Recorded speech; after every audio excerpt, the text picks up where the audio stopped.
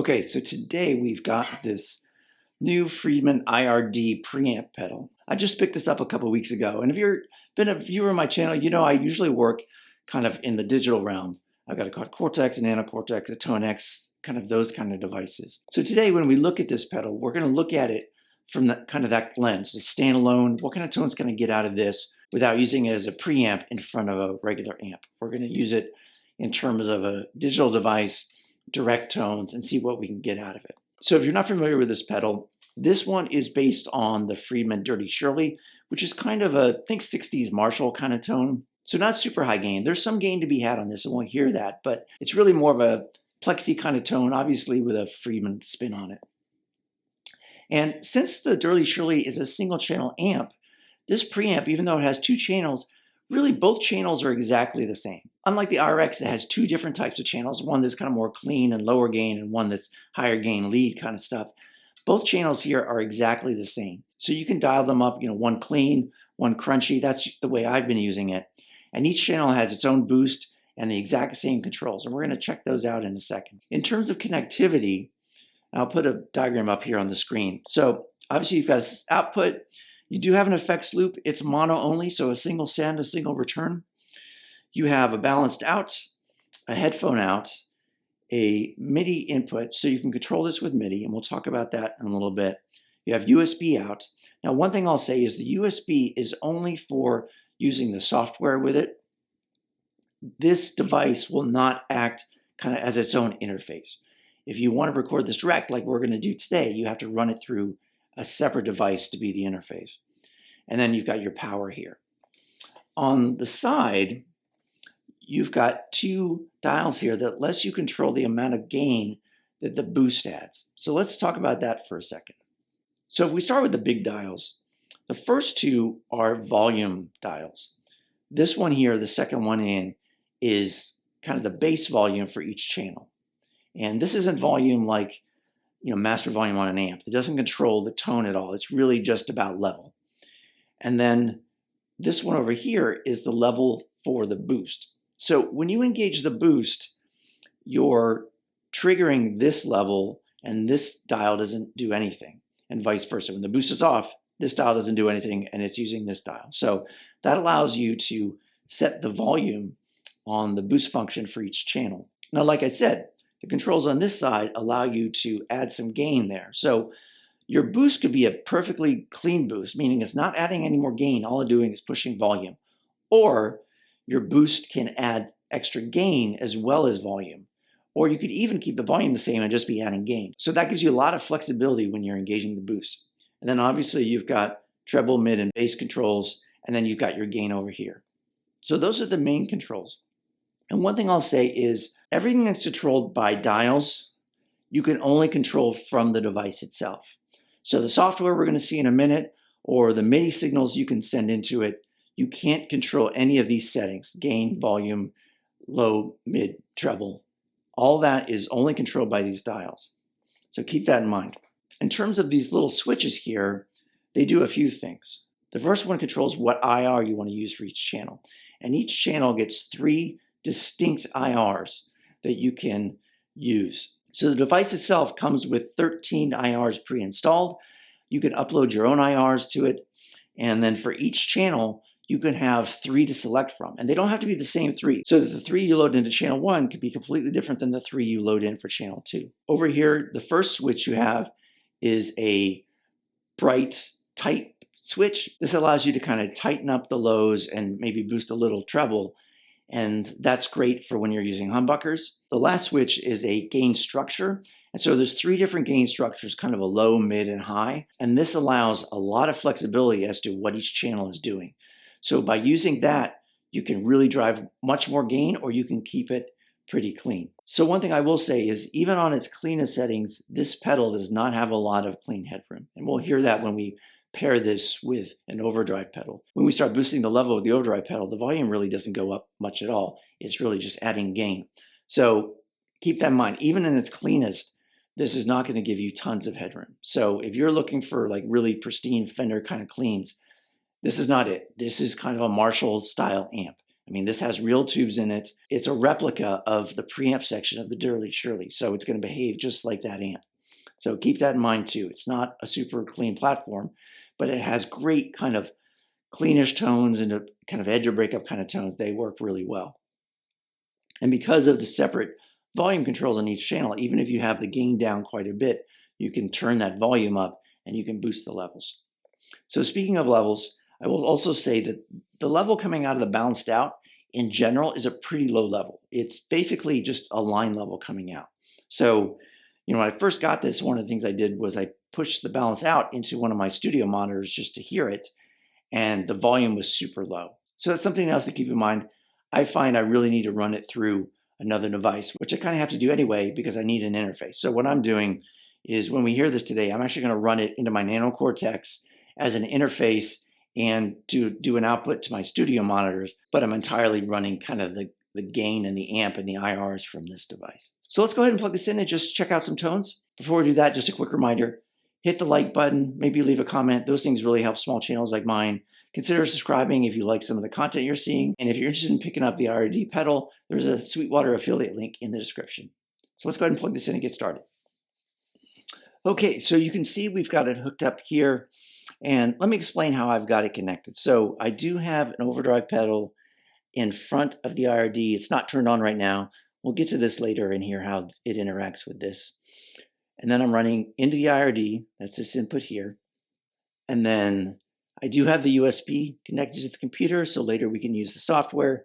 And then I just have the balanced out running into the input of my Nano Cortex. And that's doing two things for me. It's sending my output to my monitors, and it's also sending the USB. So it's acting as my interface into my computer so we can record this in Logic and you can hear it.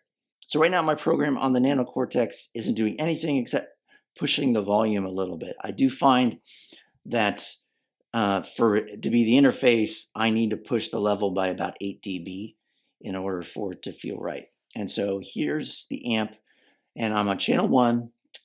You can see I don't have the boost engaged. If I engage the boost, you'll see this red light go on. So if that light's off, that means I don't have the boost engaged. I'm on channel 1. I've got the volume at a little more than 3 o'clock. I'm pushing the treble and the mids. The bass is about 5. I don't have much gain on it. It's pretty clean. I have the bright tight switch off, so it's more set up for single coil pickups. And then I'm running the lowest gain level settings, which is when this is in the middle. And for most of this demo, what I'm using is my new PRS SE Studio Standard.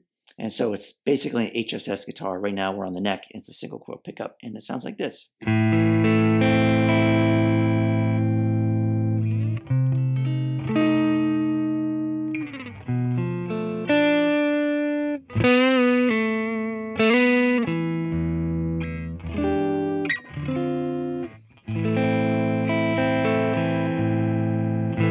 You can hear, even on the lowest gain structure, and I've got the gain at about, 3 or 4. There's some gain there. I can turn it down a little bit and then pump the volume.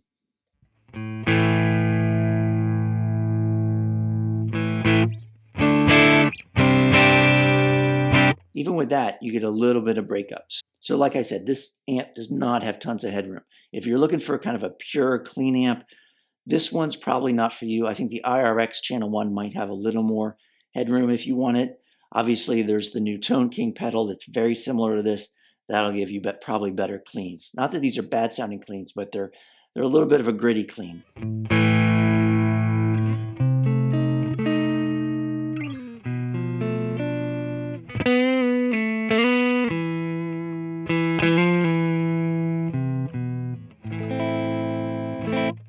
Now, if I engage the boost, so I've got the boost set up, both of them on each channel, to add a little bit of gain in addition to the volume. And so you can see I've got the volume of the boost actually set lower than this because I don't want to push the level too much. I'm adding a little bit of gain, and that's making it louder naturally. And then I am adjusting the volume.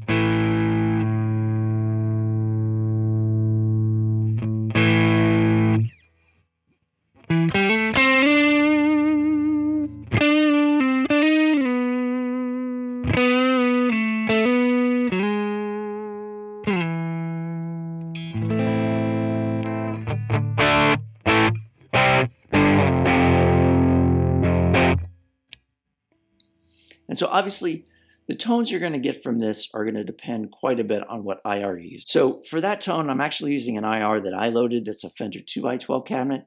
If I switch to one that you get from Friedman, this is a 4x12.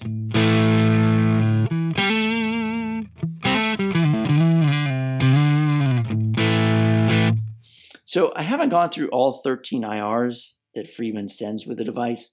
I went straight to using the IRs that I know I like and that I use all the time. And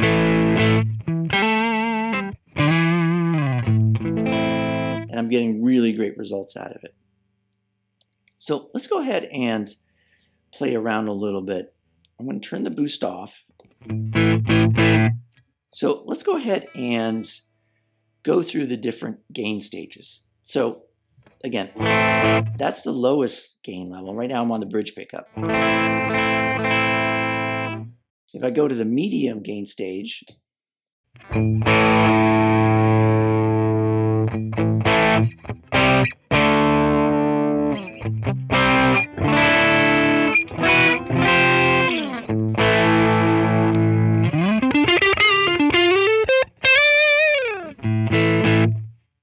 and then if I switch to the highest gain stage, again, I haven't touched the gain dial at all.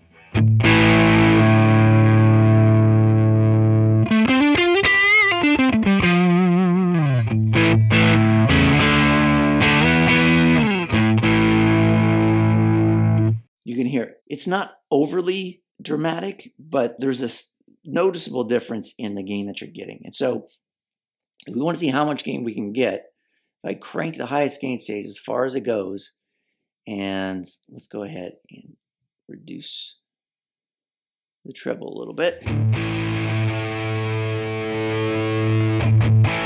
So this is pretty much the highest level gain you can get. Now I could boost it and get a little more gain.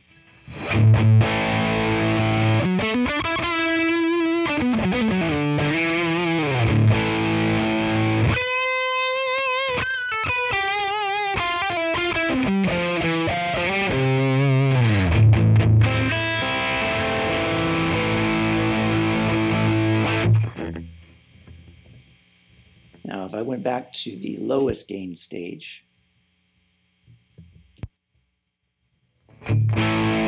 so this is the gain all the way, but with the lowest gain stage.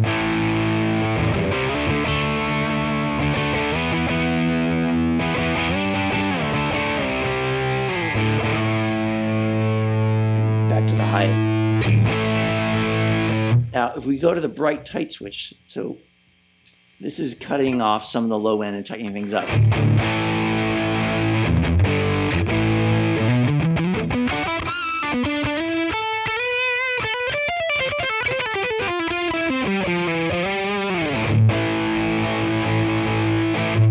So you can hear, I mean, this isn't a super high gain amp, but there's a good amount of gain there to be had.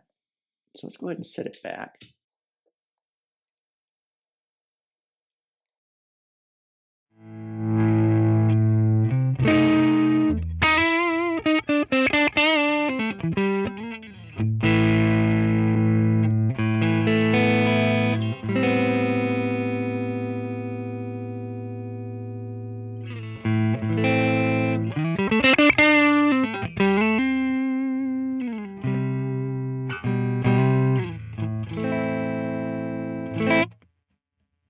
And if I switch to channel 2 by just pressing this button, all the controls are exactly the same. All the tones are actually exactly the same. You can just have a different setting. So on this one, I'm in the highest gain.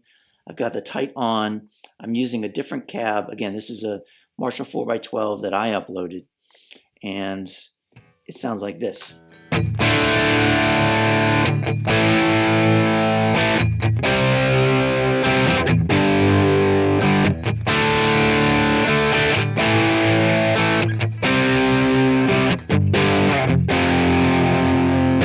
Now, I will say there's a couple settings on the channels. Those are settings that you can only get to from the app. So let's go ahead and move into the app so you can see those. A couple of things I'll say on the foot switches themselves. As you can see, the first switch turns on channel 1, the second one turns on channel 2. I have to say, it's taken me a while to get used to that. I keep wanting to just press this one to toggle between them. but you got to do different ones. I'm not sure that I wouldn't prefer just one switch just to toggle them. And then over here is to turn on or off the boost. So if I'm on channel 1 and I turn on the boost, if I switch to channel 2, it goes to 2, the boost is off now. If I go back to channel 1, the boost is off. So the boost only lasts until you switch channels. Or obviously, you turn it off. The other thing I'll say is they have kind of long press capabilities. So the channel 1 button, if you long press it, it bypasses the IR and power amp simulation.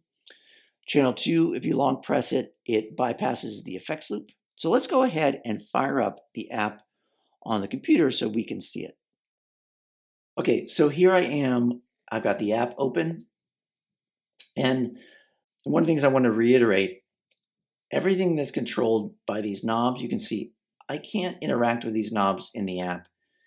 I can't change the values of any of these settings. So these 6 settings, the 2 volumes, the 3-band EQ, and the gain, I have no control of either via the app like this, or if we look at the MIDI list, there's no way to send a MIDI signal to control those. Those can only be controlled from the device. Everything else, you have total control from the app. So I can switch channels. I can turn the boost on or off. One thing I noticed in the app that's different than the device is, let's say if I turn boost on channel 1, I go to channel 2. When I go back to channel 1, the boost is still on. That's something the software does different than the device, which I thought was kind of interesting. I can also change any of these little 3-way switches here. I can control those from the app. I can also control those from MIDI. That's the 0, 1, 2 settings. So the IR, you can see 0, 1, 2. You can set a MIDI signal to change which one you want. So let's go over here. So these 4 settings here are the settings that you cannot change except through the software. And there's 4 things. There's a presence setting. Again, there's 3 tiers of that. And so that's just like a presence dial on like a Marshall amp or something. It's a power amp setting as to how much kind of treble you're going to get. You've got a deep, which is more kind of a bass kind of setting. You've got what they call a thump, which is also kind of the amount of bass. And then you've got a noise gate here, which I've got set at 20%. There's actually 4 levels of the noise. You've got off, 20, 50, and 80. And then you have your 3 IRs that you can change per channel. And so you can see the first 2 are the same on both channels, but I've got the last one different. It's a different Fender IR. And so when you're changing those in each channel, it obviously has a huge impact on how it sounds.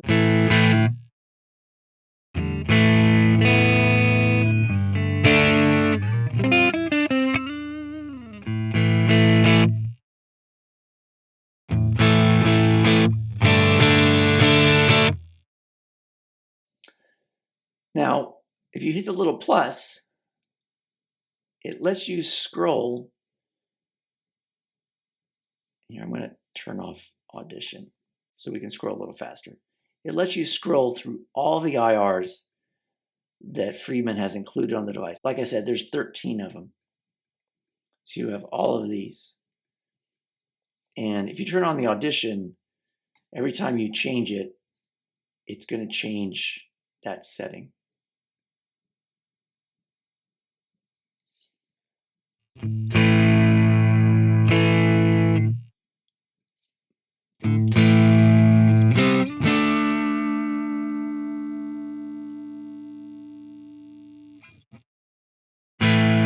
You can see there's a little delay from when you switched. It's got to take a second to load it on the device.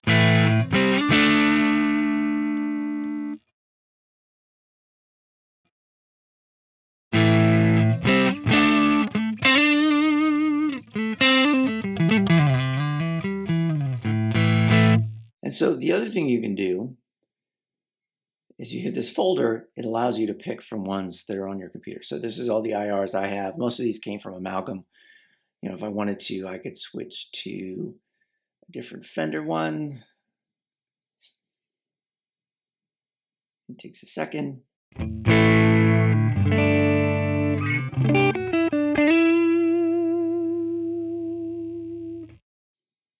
Go back to the other fender.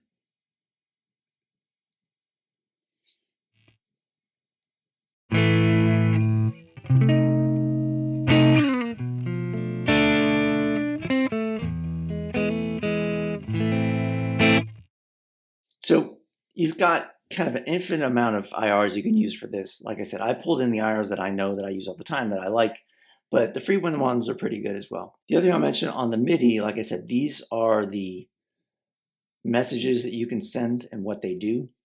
You can also adjust what channel you want to use for the MIDI. You can do Omni or you can choose 1 through 16. So the last thing I wanted to do was go ahead and turn on our overdrive pedal. And I'm using a Mesa Clio, which is a pretty low gain overdrive pedal, and it doesn't do a lot of compression. It's really just adding some grit. So again, if we got our clean tone, let's go ahead and switch to our Fender.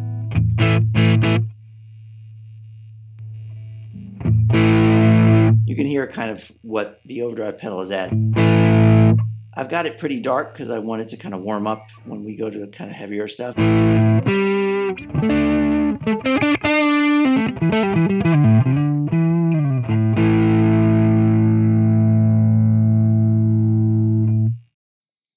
If I switch to channel 2, it just adds a nice level of grit onto the overdrive.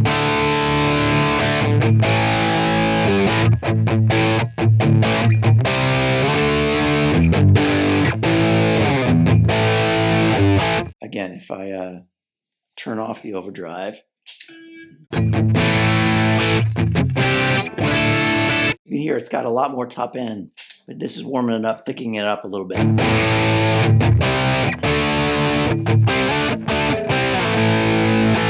If I hit the boost with the overdrive pedal as well, it's kind of a nice lead tone.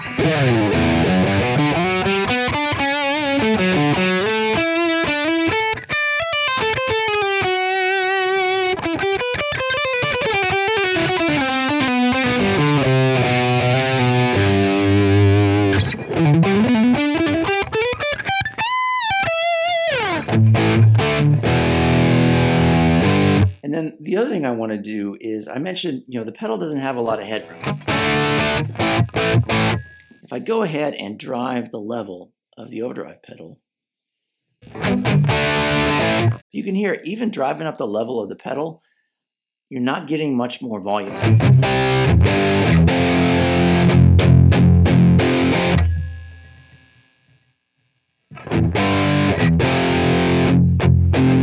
It's really just pushing the preamp to a little more gain, a little more compression. You're not getting a lot of volume. That's because there's just not a lot of headroom on this preamp. And I think that behaves the way you would expect it to. I mean, that's the way that the Dirty Shirley amp is going to run.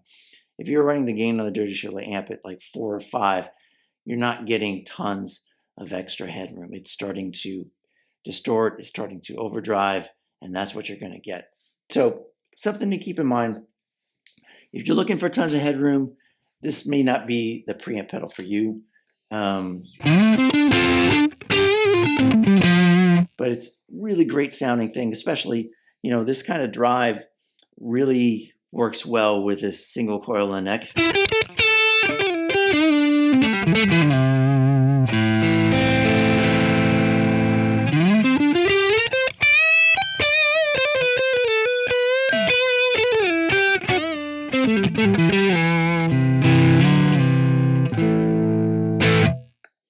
Just a really great tone. One of the things I'll say is I'm going to dive kind of deeper into some of the MIDI stuff, kind of more integrating this with kind of my digital rig, adding some effects, maybe using the effects loop, that kind of thing. But I wanted to focus today on just how does the pedal sound, what can it do, what can't it do.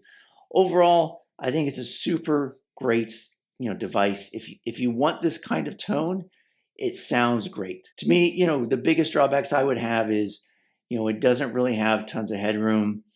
I do wish the presence control was something you could get to from the device. Maybe put it next to the IR or something like that. I think it'd be very good to be able to control that presence from the device itself. I do think if the effects loop had a stereo return, that would be great. The new Tone King preamp, which is very much like this pedal, has that kind of thing to where it has a mono out to effects, but then it takes a stereo return, which I think would be useful here and should have been standard. But the integration of the way the R's integrate and the flexibility there, even having a noise gate in there, and you've got all these controls with the deep and the thump and things like that. I think just a lot of flexibility. I'm excited to kind of start to hook this into my, quad cortex with maybe MIDI and start to use it in that regard. And like I said, keep an eye out for a video on that coming soon. So if you're looking for these kind of tones, definitely something worth checking out. I think it sounds awesome. And as always, thanks for watching.